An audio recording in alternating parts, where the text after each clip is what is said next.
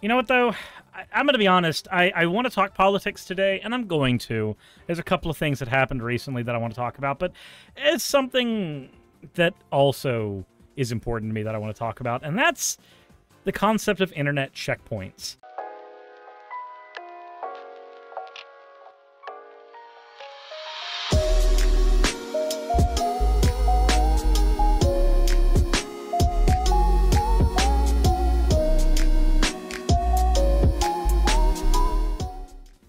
For those of you who don't know what they are, well, we'll get into that here in a second. Let's get into the fan art section first, and then we will get into this conversation. The first piece we have here is from Fine Point. There is no context. And then, of course, a piece from J Bond Boy, Suris' debt being tag-teamed by Eraser and J Bond. And then the last one here is from Ramelist, extremely fast doodle comic. Said, hey guys, been a while, a bunch of stuff happened, and 40-minute video later, so I might need to do a subathon. Everybody just starts throwing money. I mean, that's basically what happened. I was gone for a super long time because of the Alaska trip, and then suddenly I was in debt, and that's just what happened. Wasn't fun. Wasn't fun. Listen, god damn it, making me do the frickin' before I can get into anything. I want to talk about things, but here you guys are. This is going to be a different kind of video. Normally, I try to walk in with an idea of what I'm talking about, the history of what it is, and I try not to hip fire too terribly much. Axo, thank you for redeeming your points for an OWO. And then the parent, Jesus Christ! Iceblade decided to drop a tactical, so now Fluffy B1s gets turned into an ooh as well. I'm gonna stop trying to actually do any kind of video while there's a chat. I'm gonna stop recording videos while I'm on stream. I'm just gonna record them just off stream, and then I'm just gonna stream games. I'm just gonna stream games from now on. None of you can be trusted. None of you can be responsible with anything. With anything at all. Calendar, thank you for the 1,000 bits. Jesus. Jesus. I also just realized that Blizzy was not set up correctly. The fact that Suris ever trusted chat proves he's a fool. Yeah, true. You guys are the reason I don't get to have nice things. None of us get to have nice things with all of you here. Jesus. So for the next hour, I guess all vocal redeems are turned into just the terrible things. They're turned into the wrong thing. Anyway, look. So y'all probably know I love video games, and I really, really love Nintendo as a... let me rephrase. I don't love Nintendo the company. I love Nintendo the idea. I love the idea of video games made by Nintendo. I even like some of the actual video games Nintendo has made. A lot of them. I really, really enjoy the stuff that Nintendo produces. I like playing Splatoon. I love playing the Legend of Zelda series, the Mario series, Pokemon series. But there's a problem I have. I don't like how Nintendo treats YouTube, and it's been this way for a long time. Does anybody remember the Nintendo Creator Program, where if you wanted to do any content for a Nintendo game on YouTube, a portion of the revenue you made from any of those videos automatically had to go to Nintendo? Like, wasn't that just absolutely stupid? Basically, free advertisement was being given for Nintendo games to Nintendo as a company for multiple games of theirs, and they decided to kneecap the free advertising. Like, let's really be honest. YouTube is a platform where when any of us talk about a video game we enjoy or spend time playing a video game for people to watch, we are acting as free advertisement. We are acting as billboards for the various companies that make the games we enjoy. Among Us became one of the most popular games in its time because of streamers. Undertale became one of the most popular games in part due to streamers. At the end of the day, creators making edited content, streamers streaming your game, these are all people who are being billboards for your game. There is a reason that one of the things that we get paid for as content creators from sponsors is playing video games. Oftentimes, it's dinky little mobile games, but they want people to have those games up in their faces, up in their eyeballs for as long as they can, because that helps their company. That's great. So why is it that Nintendo uniquely tries to always claim everything they can on the internet and take it away from fans? Claim videos that people have made about Nintendo content, claim videos that are basically just showing music from Nintendo games, doing all these things. I understand people can go, well, but they're the copyright holders. They can actually do that. It's okay for them to...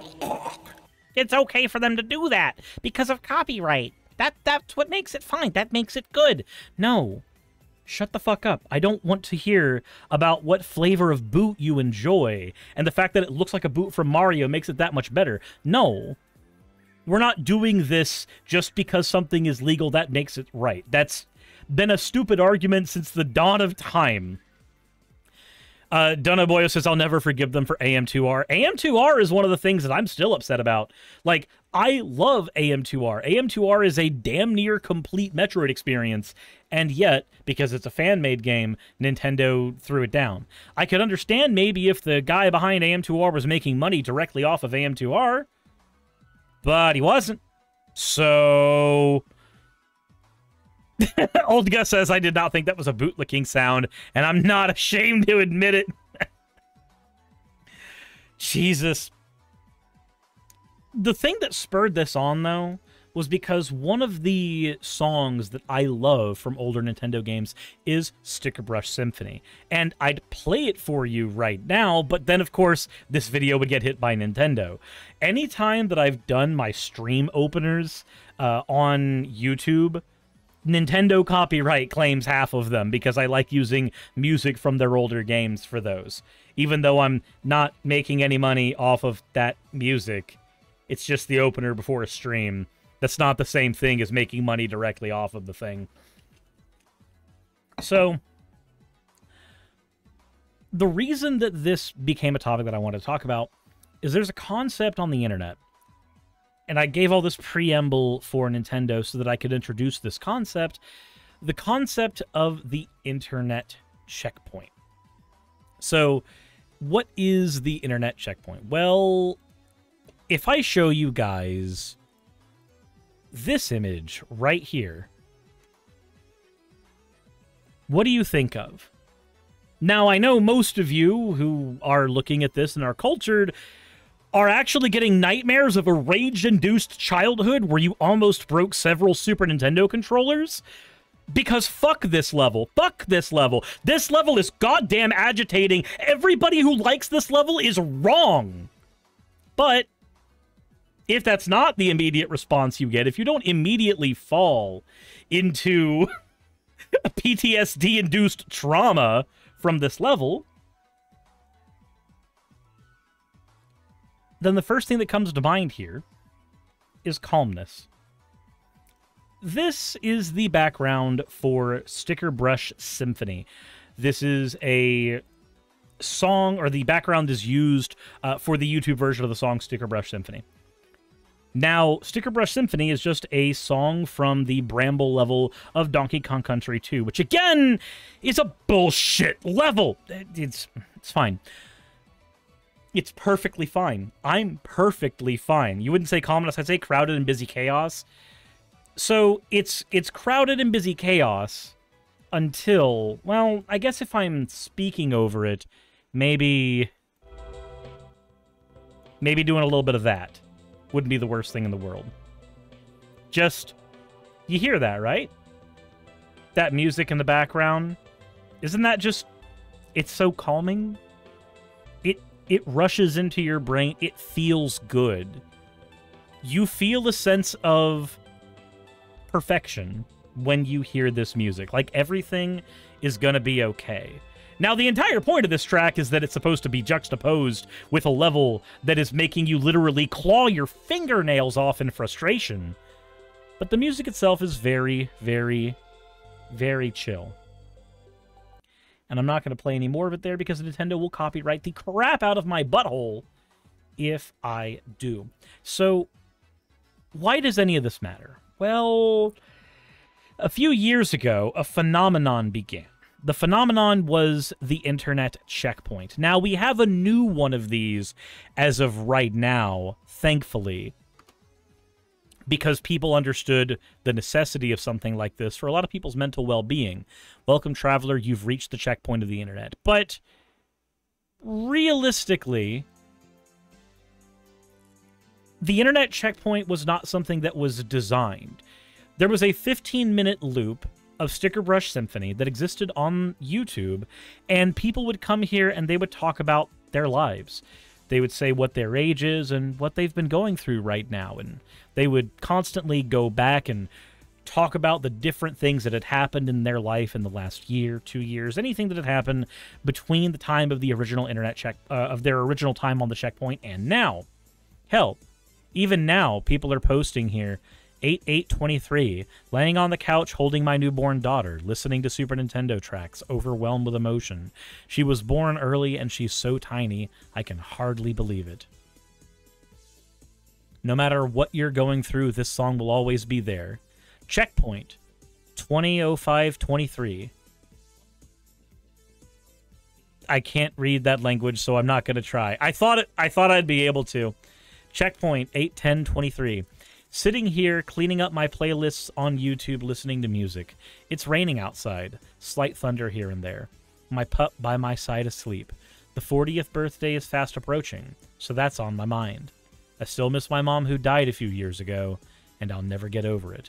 My son is nearing 18. Life's pretty sweet, even though I've never accomplished much in the way of success in life. Like, there's all these little internet checkpoint stories here, and this is something that Nintendo removed. Now, granted, these ones are new. These have been posted recently. The internet checkpoint was taken down a few years ago, like in 2021, August. Lonely Goomba made a post about it. Now, interestingly, the composer for the Donkey Kong Country soundtrack, David Wise, responded to here saying, I can always compose a new piece of music more suitable for a checkpoint, and ask one of the artists to create a background texture. Like, the guy who made this track, the guy who was responsible for this music, literally said, hey, I can go ahead and do it again if you want. I can go ahead and make one specifically for this. That's got to be some of the most wholesome shit in the entire world. But I want to talk about what this means. So Vinny says, I like this guy a lot now. I want to talk about what this means in terms of how much we let corporations control these aspects of our lives. Now, why did Sticker Brush Symphony become the checkpoint of the internet? Well, one of the main reasons is it's a song that several people listen to in their childhood. It's something that you can listen back to and feel nostalgia for. Another reason is, honestly, it turns out that a lot of people growing up with Nintendo games, sometimes it's not just nostalgia. Sometimes we just crave that part of our childhood. We don't literally want the video game back. We want that simpler time in our life. And a track like this brings us back there. Not just because it's from a Nintendo game, but also because it's an incredibly calming piece of MIDI music. I mean, hell, how many of you have gone back and listened to the RuneScape soundtrack? I'm dead serious. I'm dead serious. On a rainy night one day, I want you to just turn on the soundtrack for old school RuneScape and just take a listen. Just take a listen. Don't do anything else. Just close your eyes and listen to that music. It's a bit transformative. It's very, very calming. It's a combination of music from childhood, music that is incredibly calming, and music that is... It evokes that feeling of simplicity. It's not a chaotic beat. It's not something that's rushing through your brain, asking you to do the exact things that fucking level needed you to do to survive in it. I'm sorry. But what does it mean when a corporation is in control of that? Well, it means that at any point, all of these can all just be taken down. This is an accumulated internet diary, shared by thousands upon thousands, even millions of people. Small Fry, thank you for redeeming your points. That's getting converted because of the freaking nuke that was dropped. Oh, whoa. But all of these are snapshots of real people's lives. Do you want to know something really profound?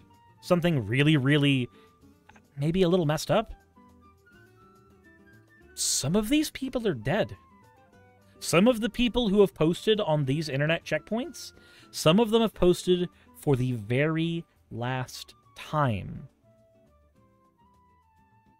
So, internet checkpoints like this don't just serve as a diary for a lot of these people. It can also end up serving as a weird little memoriam to some of them, too. On the one hand, yes, Nintendo are well within their rights to take this video down if they choose to do that.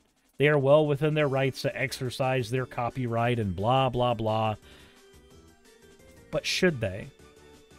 Is this section of the internet, with all of these real people's lives touched by this, is this more important than that copyright?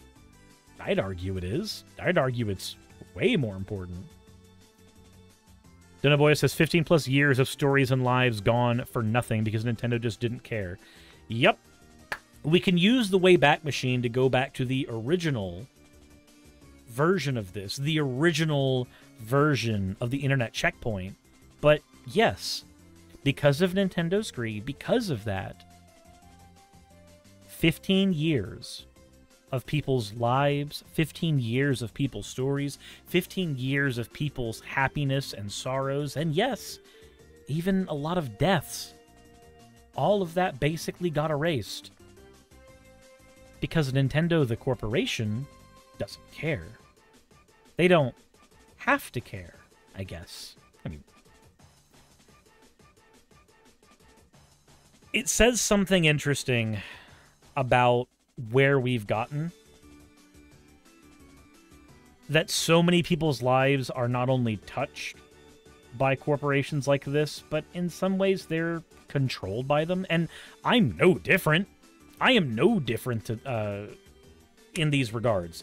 So many of the things that I look back fondly on are playing Yu-Gi-Oh! With friends, reading Harry Potter for the very first time, going back and playing RuneScape and World of Warcraft, and meeting people online for the first time. So many of these experiences, they weren't created by one or two people who just really, really wanted to show you something cool. So many of these experiences are corporate. So many of these experiences that we grow up with that dictate these parts of our lives, they're engineered to do so. More so now than ever. I understand that video game creation as an art form was something that years and years ago was discussed a lot more now, or a lot more then than it is now. I think people have basically accepted now that video games are as much art as anything else, that any other collaborative project. If collaborative projects can be art, video games are art. But when we wrap our being in stuff like this, when we do that,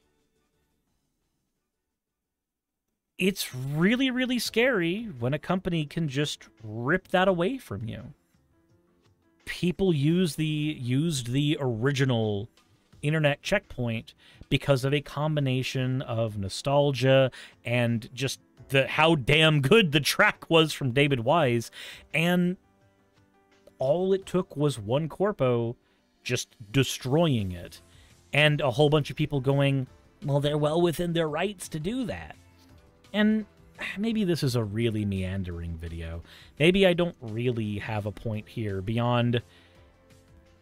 It's scary to think that some of the ways that many of us identify ourselves, socialize, and exist can really just be taken away at the drop of a hat.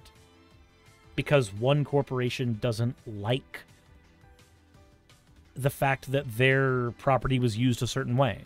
Or they don't like the fact that their property was used before they bought it and they try to run it into the ground. How many people have built an existence on Twitter of all places? And then, you know, that's been going downhill.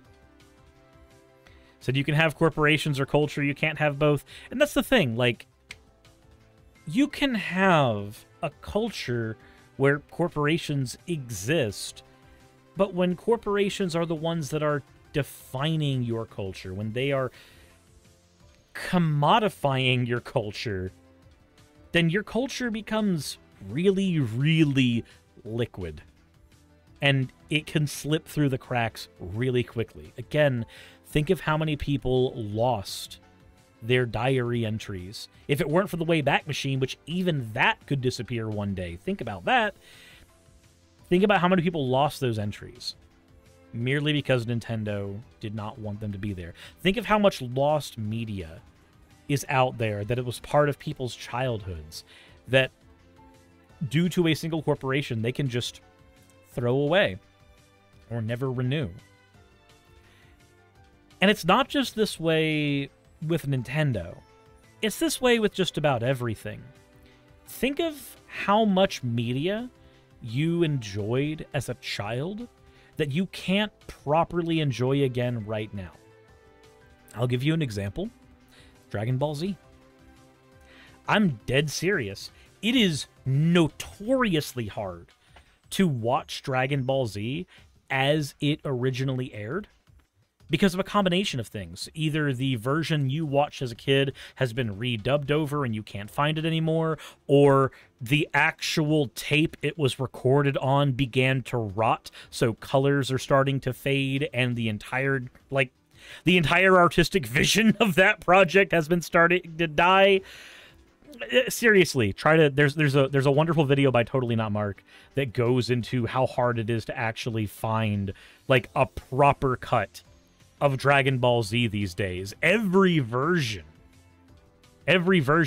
has some just notorious problem. Also, Jassa, thank you for redeeming your points for another... Oh, well.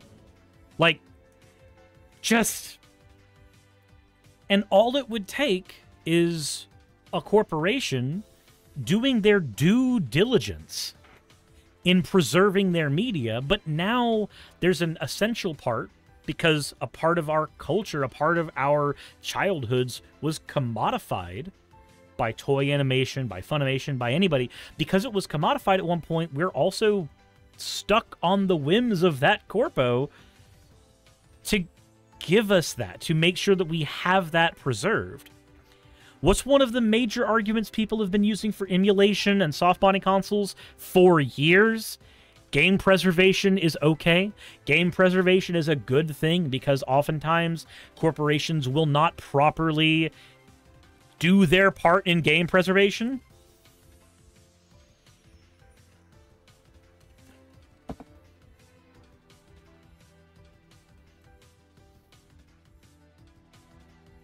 It's this way with everything. Whether it's video games from your childhood being unable to... What's up, nerd? How's it going, Noah? And how's it going, Salem was here. Thank you for the subscription as well. Whether it's an internet checkpoint being taken away because of a corporation not thinking about the ramifications of doing so, whether it's media that you really enjoy that you can never watch in its original intended form again because it's just been modified too heavily to this point and it's never been properly preserved. Or maybe it's an art program that you really enjoy using, and it's changing its policies to make it almost impossible to use in the way you've always done. Maybe it's a video game creating software, an engine that thousands of developers use that is now changing its policies so that it becomes ridiculously cost prohibitive to use their engine anymore. Totally not thinking of Clip Studio Paint or Unity right now. Nope, not at all. When our tools are made to be services, when our culture is made to be commodity, when all of these things are controlled by people who have bigger wallets than you, how scary is it that all that can just be taken away? Americhick, thank you for your points for an... Ooh. Again. Raindog said, did Clip Studio Paint do something again? Not again. I'm referring to when it happened. We have this terrible habit as human beings, especially in places like Twitter on the internet, where we get enraged about something in the now, and then like 2 weeks later we adjust to it. And then we get enraged about something new, and then we adjust to it again. Then we get enraged about something new, and we adjust to that again. As opposed to staying angry at the thing.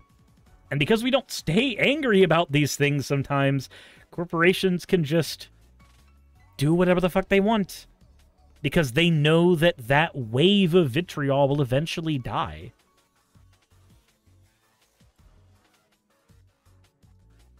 Dunaboyo says, fun fact, the reason most of Nintendo's classic games are even playable right now is because of old ROM sites. Yep. I forget which game it was, but I believe it was Mario All-Stars, actually, where people found in the data mine files for Mario All-Stars, they found the signature of one of the people who ripped the game from their original cart when they uploaded it up onto a ROM site, which means that even Nintendo, in trying to do their thing where they get to go like, no, you don't need to do video game preservation. We're doing that. Wink, wink, wink, wink, wink, wink, wink. That they even Nintendo had to rely on fans trying to preserve their culture and childhoods when they knew that the corporation would not be on their side. They knew that they wouldn't do that. Like, so I've been soft modding my Wii all day. I fucking love my Wii. It was my goddamn childhood. If that was shut down, I'm going to lose all my love for Nintendo. Dude, my Wii is soft modded as well. I soft modded my original Wii with a Twilight hack, and my current Wii is soft modded with a Letter Bomb hack. And I'm not going to lie, I wouldn't have it any other way. I need to figure out how to soft mod my one of my Switches as well, because just the extended life you get out of one of those consoles when you start adding all of that stuff to it is just, it's amazing. It's amazing. I need to soft mod my Wii U as well. You letter bomb your shit? Hey, letter bomb's a good way to do it. I don't know where I'm necessarily going with this one. I don't know if this is supposed to be a cautionary tale about this kind of stuff, or, I mean, hell, I'm literally wearing a Sonic onesie right now. You can't get much more corporate mascot shit than that. But whatever point you get from this video, whatever thoughts come through your head, I want to know those in the comment section below. I want to know what you think. This is more of a string of thoughts, and I did a video kind of like this where I was leveling up my Hunter on Classic WoW for the first time. And if you guys want more videos where I am doing this more less hard topic and more meandering around a particular thought, then let me know. Also, Queasel, thank you for the subscription. Let me know if this is something you want to see more of, because sometimes I get these basically shower thoughts, and it can sometimes help me organize them to throw them out here in video form, since when I know I'm presenting to an audience, I'm guaranteed to need to stay on topic and just stick to a tangent and follow it through as much as I can. But let me know what you think in the comment section below. And hey, maybe make this an internet checkpoint for right now. It wouldn't be a huge one. It would be a small one. Just letting me know how your day is. Without us... Yeah. Still tongue-tied. With that all said, everybody, as always, everyone, insert end of video tagline here.